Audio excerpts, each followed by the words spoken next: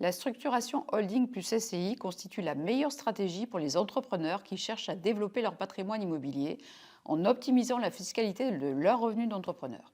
Si vous voulez vous enrichir, le meilleur moyen, c'est de vous endetter intelligemment. Pour construire un patrimoine significatif, vous disposez de solutions structurantes en utilisant les leviers de votre entreprise et non uniquement vos revenus personnels. Voyons comment cela peut vous permettre de contourner intelligemment la contrainte bancaire des 35% d'endettement. Prenons l'exemple de Louis, dirigeant d'entreprise, confronté à un refus bancaire pour financer un bien à 350 000 euros. Sa banque exigeait qu'il s'attribue une augmentation de salaire coûteuse pour sa SAS pour respecter le taux d'endettement au maximum de 35%. Louis a refusé cette solution peu optimale et a opté pour une approche plus sophistiquée. Il a créé une holding et mis en place une convention de management fees avec sa société opérationnelle. Cette convention, bien rédigée et justifiée, permet de faire remonter légalement les fonds vers la holding en contrepartie d'une mission réelle de direction, de gestion ou d'animation du groupe. Louis a choisi une structure adaptée à son statut, une URL ou SARL selon son régime social pour percevoir une rémunération optimisée moins taxée que sous la forme salariale classique.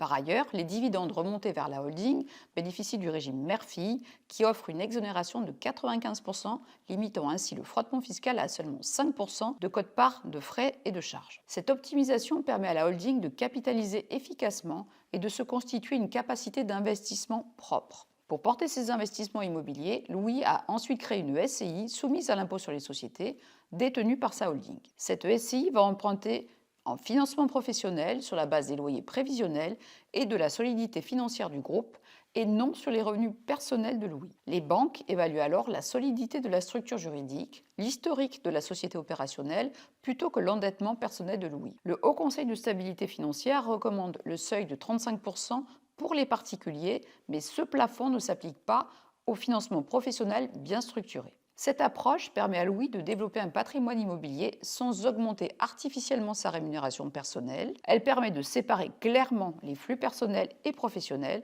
tout en préparant une transmission patrimoniale optimisée à long terme. Ces montages nécessitent un accompagnement professionnel rigoureux pour sécuriser les aspects juridiques et fiscaux. Cliquez sur le lien dans ma bio pour réserver un appel et candidater au Club Hippo de Geneviève.